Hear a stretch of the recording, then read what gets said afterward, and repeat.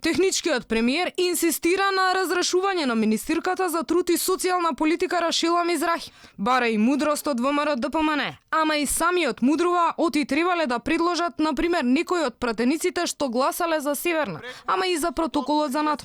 Зошто Спасовски сега не мисли дека треба да се почитува договореното во Пржина? Да правам компромис за почитување на устав и на закон.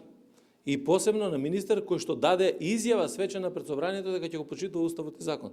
Тоа нема да се случи. Јас очекувам дека опозицијата ќе биде мудра и ќе даде кандидат кој што го почитува уставот и законите. Например, еден од пратениците кој што гласа за Северна Македонија при протоколот за НАТО.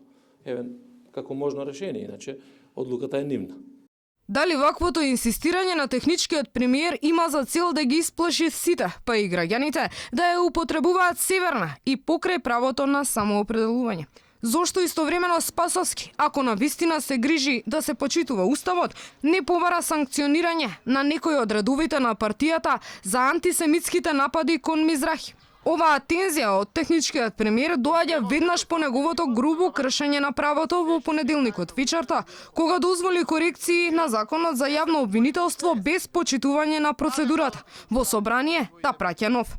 Дали разрешувањето на Мизрахи треба да е приоритет на Спасовски? Дилемите остануваат. Ако Мизрахи биде разрешена, ВМРО ДПМН не предложи друг.